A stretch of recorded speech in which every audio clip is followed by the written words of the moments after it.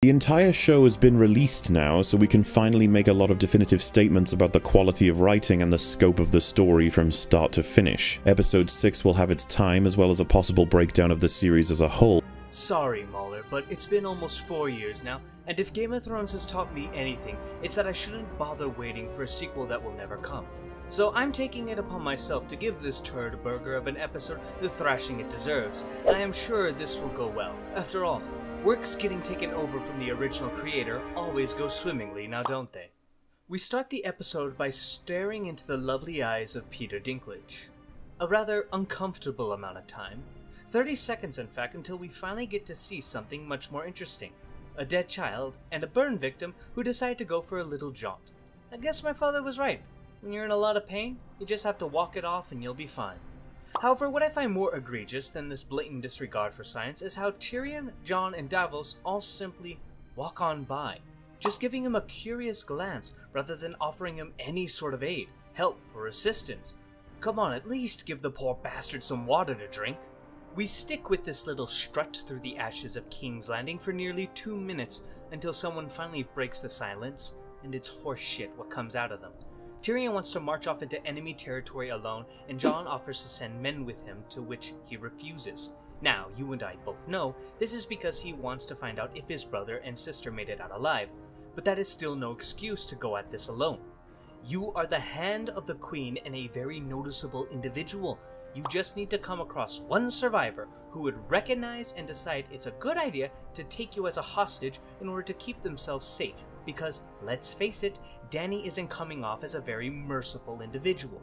That's the best outcome for you. The more likely one is someone who survived but lost friends, family, their home, everything, and would like to cave that spacious, empty head of yours.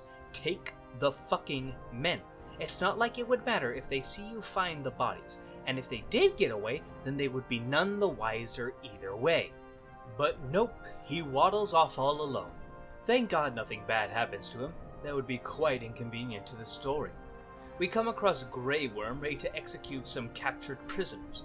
Apparently, he was given orders by Daenerys to kill all those who follow Cersei Lannister, which is interesting considering we have yet to see Dany make any such orders since she is currently flying on her dragon. Did she fly by and scream at Mr. Dickless and he was able to hear it? Must be. Jon finally develops somewhat of a spine here, which is nice as he has been missing it for the entire season at this point, as he tries to stop Drab Caterpillar from executing defenseless soldiers. This almost turns into a serious altercation, and Davos makes the reasonable recommendation that they should go speak to the Queen directly. I'm sure that will go well, Onion Boy. She is clearly in a very stable state, likely to be open to any advice or opinions that disagree with her. They walk away, leaving Shaded Maggot to get back to his war crimes. And I must say, as a fan, it's so nice to see that he seemingly has forgotten about the time when he was a slave to the former masters of Slavers Bay, and committed monstrous acts, such as killing a baby in front of its mother and paying the master who owned the mother and child for the loss.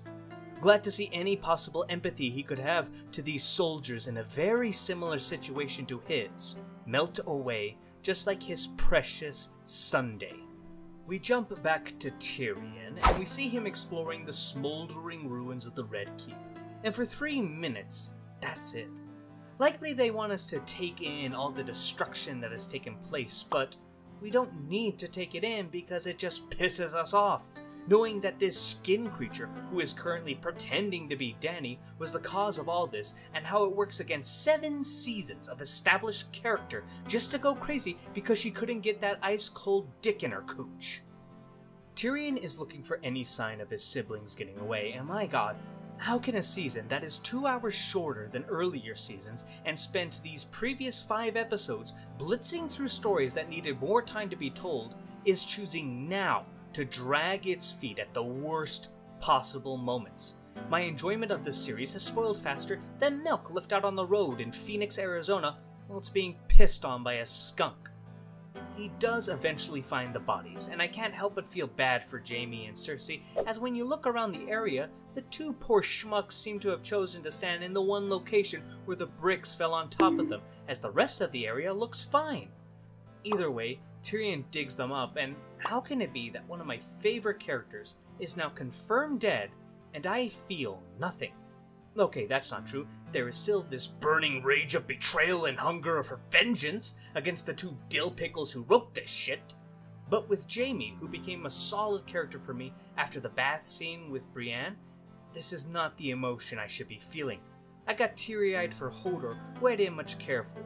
But seeing Jamie's plastic corpse, all I can think of is, yeah, sucks to suck. Next time, stop simping for a psycho sister cunt who blows up churches with your own family in them. Arya is busy wandering around the capital of Ash without her death horse. I wonder why she doesn't have it. Horses are pretty useful and expensive, so she might as well keep it. Would make it easier for her 5-foot ass to get around the area. She spots Jon slightly in the distance as he walks past all the Dothraki who used a phoenix down after the battle with the Night King. The end of the Dothraki, my ass. I swear, there are even more of the bastards now than there were during the Long Night. Do they reproduce asexually? If so, then why do the Dothraki do all that raping? A question for the maesters, because I have more important shit to do. Jon is taking his sweet-ass time in trying to speak to Dany here. I guess he's just a bit too tired to put more effort into saving the lives of prisoners or anyone else hiding in the ruins of King's Landing. Or maybe he is tired because he took the scenic route because Granite Centipede somehow gets here before him, executing who knows how many prisoners that survived the torching of the city. Dany comes flying in, and we get a moment that apparently needs to be shown and taught in film schools as Daenerys walks forward. Her dragon wings are in the background, making her look demonic. That's right. Apparently we need to study and learn tricks that fucking Twilight has implemented. At least then it was subtle, enough you could miss it. Here, it's banging you over the head. Dany is evil. Now time for her Nazi speech. She congratulates her soldiers in Dothraki, claiming they tore down the stone houses when... No, they did no such thing. All the stone removal was on you. Don't try to pin this shit on them, you walking bleached cunt. She also calls forth Smoky Edazoan and names him the Master of War, to which I have to say, wasn't he already? He is really her only advisor who specializes in warfare. The only possible exception is Jorah, but he died a month ago. Though that is assuming that it took the Northern Army that long to march to King's Landing. But, silly me, it likely only took a single day considering how characters have been teleporting around the map thanks to lazy writing. So I guess now it makes perfect sense. You know, this reminds me of when I was promoted to a manager at my workplace, but I was already doing that job for the past 3 months. I think Grey Worm was technically already your master at war, Dany. This better at least come with a pay raise. Anyways, she continues on by letting everyone know about her plans of world domination.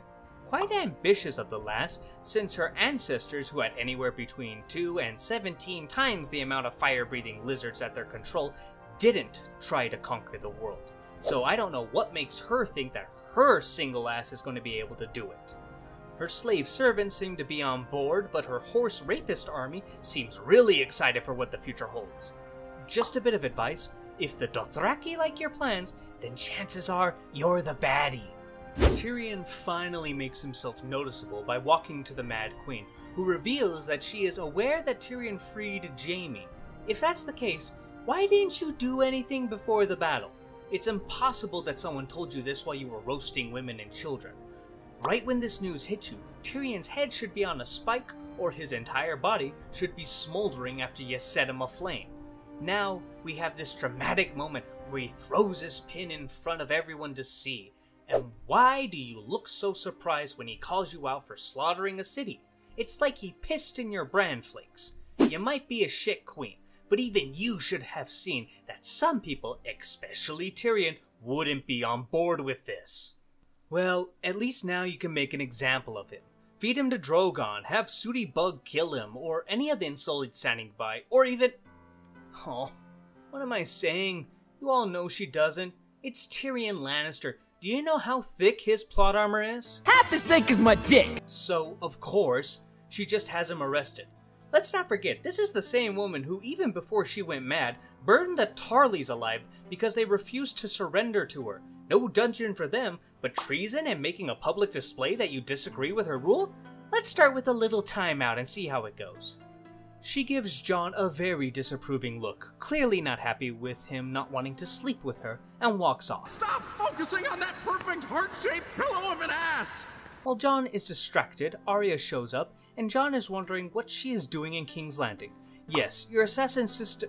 Actually, we all know who his parents are, so it's cousin now. Anyway, why the fuck wouldn't your assassin cousin be here? Honestly, I'd be scolding her on why she took her sweet-ass time in trying to kill Cersei, and then I would scold Jon for not thinking about using his super assassin cousin who killed the most powerful and dangerous being in the world with a little poke. Jon tells her that Dany is everyone's queen now, and hearing that dribbling horse shit foaming out of his mouth is not good for my blood pressure, because after seeing all this shit, Jon should not be talking like this. Arya makes the comment that Sansa won't likely accept Dany as queen, which, if she is the smartest person in the world, as the show would like us to believe, then it should be easy. Just explain to her if she tries any bullshit, then Winterfell will suffer the same fate as King's Landing. Openly fighting against this would make her the dumbest person on the planet.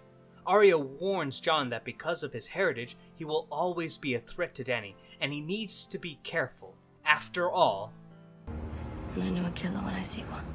Thank God you're here. Clearly, it is not Sansa who is the smartest person in Westeros. Arya could be the star of a mystery novel with deduction skills like that. Jon pays a visit to Tyrion in the Black Kitchen? The Black Kitchen. Why the fuck is he being locked up in a kitchen? You're telling me that all of the cages and dungeons in the Red Keep are not usable, but this random-ass kitchen is fine and secure enough to lock somebody up. Did you even search the place? There could easily be a knife in there that he could use to shank your shins with, or break one of the plates and use that. Ever see Breaking Bad? Either way, we get a conversation that is probably the worst bit of dialogue in the entire series. It's at least top 5 in my book. As Jon says, he wasn't going to defend what had happened, only to start defending it. I'm sorry, Jon, but seeing your bestie that you bought at a pawn shop lose their head, or your flying iguana get shot out of the sky, is no reason to set fire to a city. How many red flags do you need to see, you snow urchin smoothbrain? At this rate, she could be a 5th-wave feminist and you would still defend her. Jon should not be defending Dany. He should be talking with Tyrion for advice, to get any sort of idea on how best to kill her, though given the intellectual downgrade Tyrion has gone through, there would be little point in that. Tyrion continues to show his retardation by attempting to explain that the reason this medieval nuking happened was that people praised and cheered when she killed slavers and horse rapists, and I hate to be the one to tell him this, but it's not a thin line between killing the scum of humanity and civilians with women and children. It's actually a very, very, very broad line with a whole lot of shit in between. Even if you take into account the execution of the Tarleys and how that is a much more of a gray area, it is still not even close to the destruction she had brought forth. So stop trying to justify this. Every time I hear you speak, another wrinkle in my brain goes away. The truth of the matter is, she went mad, and now she is crazy. Time to put her down like old Yeller. We aren't even in the worst part of this scene, however, as that comes up right now. Love is the death of duty. Duty is the death of love. Had a more competent writer been working on the script, the flipping of duty and love being the death of one another could have been a powerful moment that likely would have gone down in history as a great work of literacy. Sadly, it's attached to this script that would have been better served as toilet paper. The fact that these two characters are talking about how much they both love Dany is making me sick. Are you blinded by tits and ass that much? The fact that either of them is talking about how much they love her is insane. Neither of them have seen her at her best, when she freed the Unsullied, went to war just to save lives, did everything she could to help those in need. We, as the audience, are shocked by this bullshit because we have watched these actions. But these two, the best they have seen is her deciding to fight against the end of the world that would have killed her if she chose not to, and deciding not to torch cities back in Slaver's Bay. These are very low bars to reach. I have had relationships that lasted longer than they have known Dany, and if I started talking like this, I would have a restraining order placed on me. Now, stop trying to justify the future regicide you're going to commit because you should not be putting this much effort into it. Eventually, after having to be reminded once again that he is Dany's biggest liability in being able to have an easy run to the throne, Jon decides to leave, and Tyrion, very loudly, tells him that he gets to choose if Dany is queen or not. For fuck's sake, why are you saying that so loud when there is a guard right outside your door? Are you telling me this Unsullied didn't hear any of this? And don't even think about bringing up how they don't speak the common tongue. The one watching over Jaime Lannister sure as shit did. We speak the common tongue. I thought they were supposed to be the greatest soldiers and bodyguards money could buy. Honestly, their performance in this test has been dismal at best. Jon makes his way into the ruined Red Keep, and Drogo, already covered in snow, shakes it off as he approaches, letting him go in. That's fine. What isn't fine is Dany being all by herself in the Red Keep. There is more than one entrance to the Red Keep, not to mention there could very well be survivors in the Red Keep itself who could cave in the bitch's head first chance they get. We know that some people survived the torching of King's Landing. After all, Silvery Larva and the rest of the Unsullied have been executing everyone they can find. I mentioned it with Tyrion, and I will mention it here as well. Only one person had to survive for this to go tits up. At least put one person at her side, or when Jon shows up, have her dismiss them to talk in private. Anything would be better than this fecal matter you are trying to present and lie that is good writing. When Jon arrives, she starts spouting off nonsense about how Viserys told her that the Iron Throne was made of 1,000 swords. Something that is true in the books, but clearly not in this show. After all. There aren't even 200. But Viserys was an idiot, so we can let this slide. It is quite interesting that this bleached cunt is so crazy and out of touch with reality, she thinks this is what Jon Snow would like to talk about. It's almost as if she isn't aware of what she has done. This goes beyond being mad. She's straight up delusional and borders on schizophrenia. Jon rightly brings her back to reality, reminding her how the Unsullied are committing war crimes and how the ashes of little children cover the streets. She counters by saying that Cersei was using them as a shield. She had no choice, and Jon just changes the subject to Tyrion? Slow the fuck down, bastard. You can't let her get away with a retarded comment like that. All the children you turned into burnt marshmallows were not trapped in the Red Keep where Cersei was staying. They were not being held in front of the soldiers who were threatening to kill them or use them as a shield. They were all alone with nary a soldier around them. You're like a SWAT sniper who shot all the hostages and then finally took out the criminal. Did you rub sandpaper on your brain to make it more aerodynamic? Because not even your father, the Mad King Aerys, was this disconnected with reality. Also, Jon, why the fuck are you bringing up Tyrion? As psycho as Dany is right now, imprisoning Tyrion is the most justifiable thing she has done in this entire season. The only thing that doesn't make sense is that Tyrion isn't already dead. Jon tries to plead with Dany to forgive both Tyrion and all those who serve Cersei, and why he is doing this is something you would have to ask the Bunglenuts D&D, because I have no clue. It doesn't matter if she can be convinced to change or not. She has committed an act that cannot simply be forgiven and moved on from. When someone is responsible for wiping out millions of people before supper, you don't try to talk to them about it. You put the bitch down like a rabid, well, bitch, because that is what they are. I am all for forgiving and forgetting, but even I have my limits.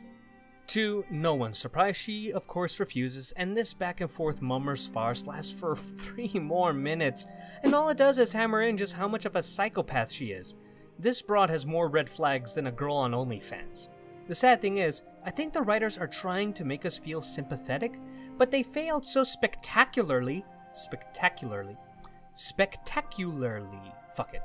Only those who lack 2 brain cells to rub together would feel any sympathy to her at this point.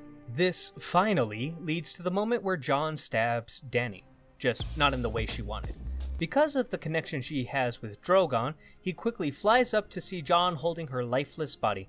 And what does this ferocious beast, whose intelligence is on par with that of a dog, do? Well, he doesn't burn Jon, he doesn't eat Jon, or do anything you would expect a loyal beast to do. He instead decides to melt the Iron Throne. For anyone who has even a passing interest in writing, take notes, as this will greatly help you. This is a key moment of spectacle over substance. The motivation for having this scene has no basis in the reality that the writers have set. They just wanted a cool scene where Drogo melts the Iron Throne to symbolize how the future will be governed in a different way from the past. However, this makes no sense in the continuity and structure of the world that we have. Thus, this moment is empty of both emotion and character. It doesn't help that a wild beast is doing it instead of a character themselves. It's like both of the Avatar movies being condensed into 10 seconds. Optically, it's nice, but that's really all you can compliment on. I know some people joke about how the dragon melted the throne because he realized that it was the throne that was the cause of Dany's death, but personally, I'm more of a fan of he did it because something pointy killed Dany and the throne was pointy. They even have the gall to play the intro theme, as if this was what it was all clearly building up to. Fuck off. Drogon then scoops her up and takes her away. Where and why? Let's be honest, you really care, because I promised the writers sure didn't, so I will choose not to as well. We cut to Tyrion, who is still being imprisoned by the remaining forces of Dany. The dickless king comes and fetches him, taking him to a little meeting they are having in the Dragon Pit. Now, this was kind of dumb when they did this in the 7th season, but it's even worse here. We see Grey Worm with his unsullied brethren not far away, yet we see no guards at all for the nobility of Westeros. Dany at least showed up with her dragon, so at least there was that fear factor keeping Cersei from fucking around, and even then they still had tons of soldiers on standby. Why is no one here to protect Sansa, the effective Lady of the North, Gendry, the Lord of the Stormlands, Asha, the Lady of the Iron Islands, Robert Arryn, the Lord of the Vale, and who the fuck are these people? And I mean this in two ways. Some of these people we've never seen in the entire series. That fucker next to Gendry, both of the assheads next to Asha, the random Muppet next to Jon Royce, and some old Walder Frey looking mongrel between Sam and Edmure. I can only guess the guy on Asha's left is the Prince of Dorne given his clothes, but everyone else is a shot in the dark. They mostly look like bumfuck lords from the north. At least put Wyman Manderly, Lord Serwyn, or even fucking Glover here. It doesn't make much sense for them to be there, but at least we know them and they've made appearances in the show. The second way I mean this is some of these characters do not have the influence or status to be here. Davos is a first-generation Stormlord who isn't very popular or liked, and he makes the most sense. Brienne is just the daughter of Serwyn Tarth, and she is here as a bodyguard to Sansa.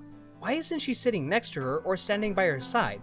Samuel Tarly is some fat pig from the Night's Watch, so not only is he pointless, but as a member of the Night's Watch, he should not have any say in this. Jon got a loophole from being killed. Sam was never killed. But now we get some grade A dialogue here, with Sansa threatening Grey Worm on why he needs to be careful.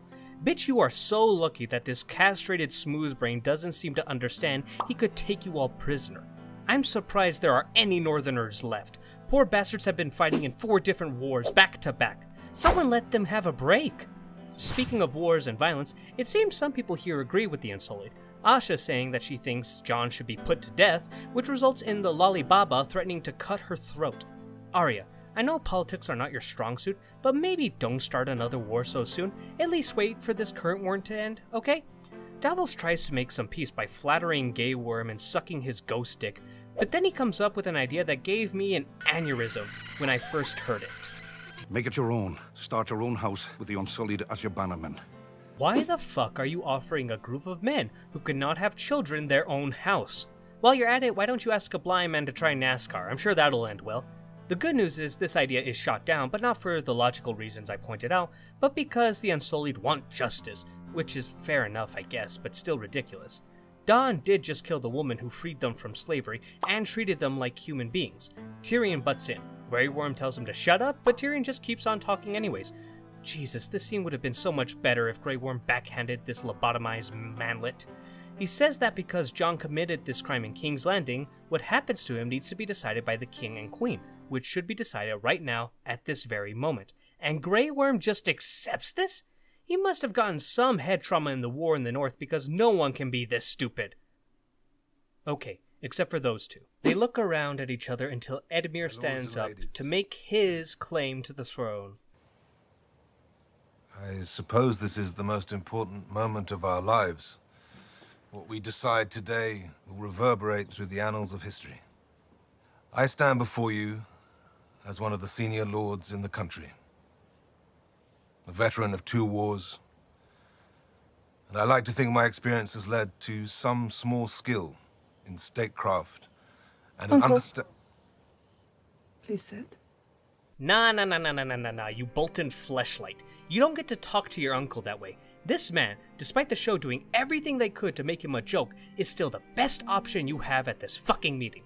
all you have done since you've had any modicum of power is fuck everything up. Like for some reason going out of your way to get on the bad side of the Dragon Queen who came to help you fight against ice zombies, you ginger twat. Not to mention, Edmure had to fix your stupid brother's Rob mistake because he couldn't keep it in his pants. You can fuck right off with that disrespectful attitude.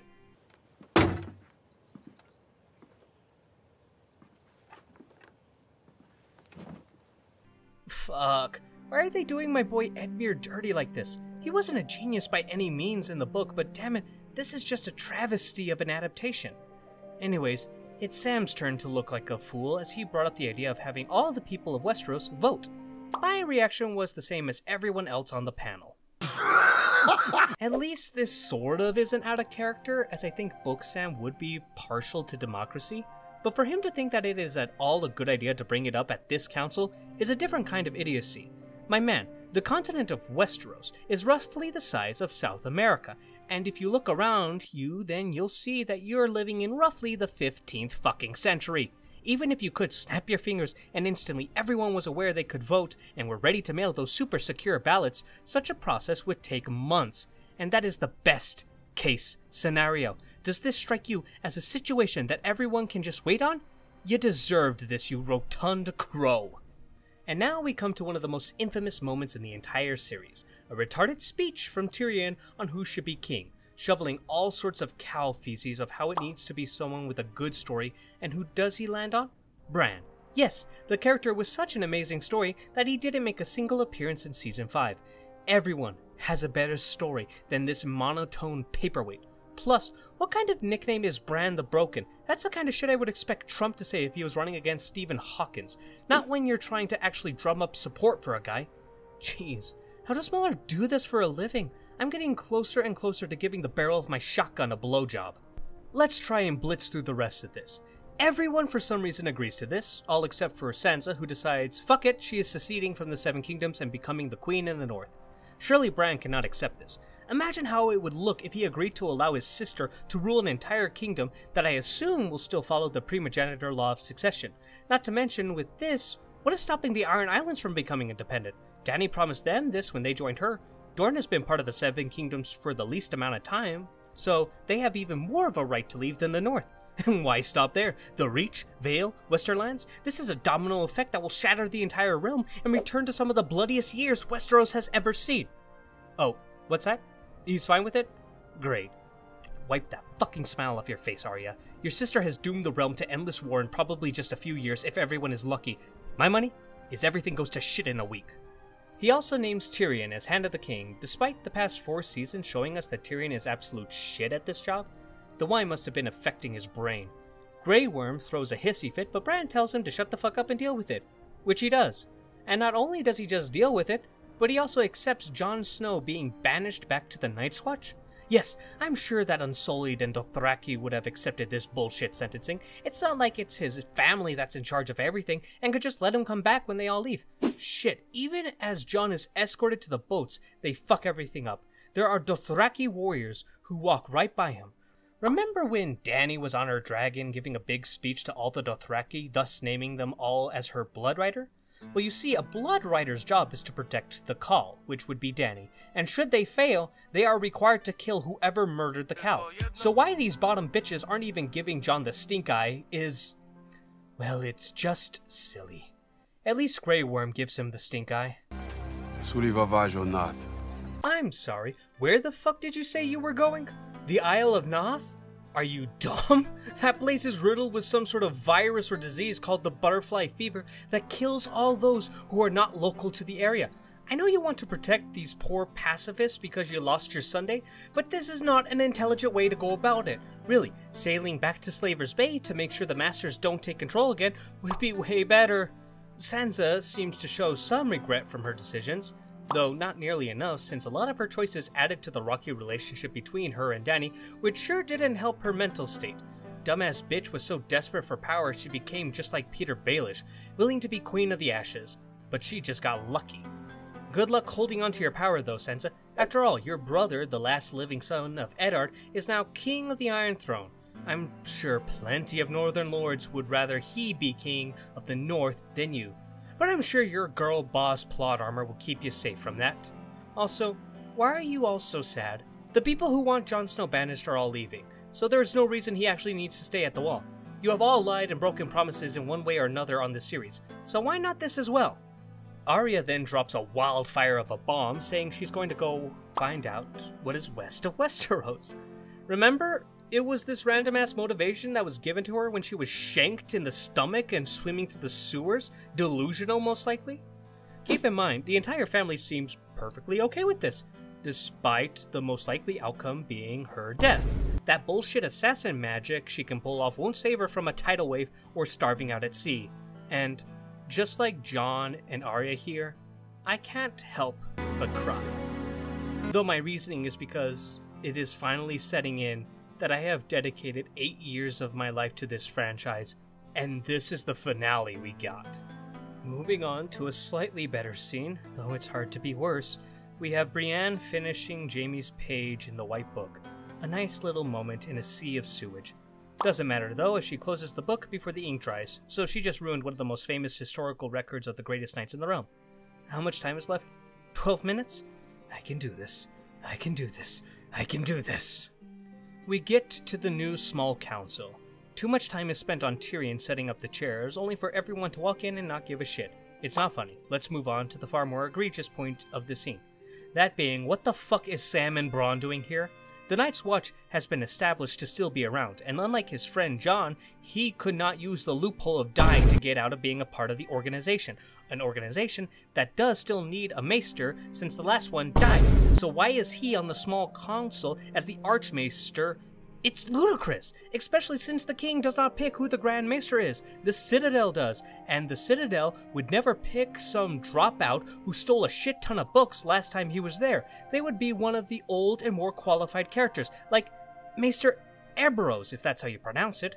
Though even his appointment makes more sense than Bronn being named Master of Coins and the High Lord of the Reach. He is an ump-jump sellsword who is probably about as experienced in budgeting as I am with picking up women. Not only will he likely have to deal with all of his newly appointed bannermen wanting to stab him in the back and take high guard and the high lordship themselves, but he is completely unqualified to be in any sort of position of power aside from Master of War. Yet they don't make him Master of War, even though Bran specifically states that position is empty! Also, Podrick is a Kingsguard member? Just, no. I could see it in a few more years, but not where he's at. He's a loyal boy and a good boy, but it takes more than that to be a member of the Kingsguard, or at least it should. And don't think I decided to skip over the part where they cheekily referenced the book series by saying the history that was happened in the show was recorded in a book called A Song of Ice and Fire. First off, if you're going to make such a reference, you should probably mention that it has yet to be finished, only having the events between King Robert's death and the death of Tywin, and is unlikely to ever be finished. Second, the expense at Tyrion for the sake of a joke that he wasn't mentioned in the history is retarded. He was the hand of the king to Joffrey and Dany, Master of Coins, suspected in the murder to Joffrey, and is a driving force to many actions that take place. Whoever wrote this book should be tossed out a window for the crime of pure incompetence. I can't take this anymore. We end it with the Stark bitches and Jon. Arya sails west to die, Sansa becomes the Queen of the North and likely runs the land into destruction, and Jon seems to abandon his post and just ride north to live with the wildlings? But why? Why are all these wildlings headed back beyond the Wall? They know how shit it is to live in the frozen hellscape. Surely even without the White Walkers, it would be better to live in any of the regions of Westeros. The writers know that the wildlings have been trying to invade the south long before the Night King started fucking shit up, right? Jesus Christ. At least it's over. This is not the worst episode in the series. You can give that title to either The Last Night or The Bells. But just because you're not as bad as your siblings, and you have a decent argument most of your faults are because of those siblings, that does not change the fact you're still a disappointment like them. I could think of a multitude of different ways to end this series that would have been better. My favorite is letting the realm shatter back to 7 kingdoms, plunging the lands back into the wars before Aegon's conquest, where they fight over bits of land. Having the Night King come back suddenly and kill everyone is also a good idea. Even letting Jon marry Dany in order to try and keep her sane, and they rule the Iron Throne with hints of turmoil and tragedy mixed in, would have been better than this troglodyte shit we ended up with. I can see why Mauler never finished this series himself. The amount of effort one needs to put into beating this dead horse could never bring out a single morsel of progress. Though I will admit, it's still fun to beat sometimes. With all of that said, I wish you all a good night, stay safe, and I will see you next time.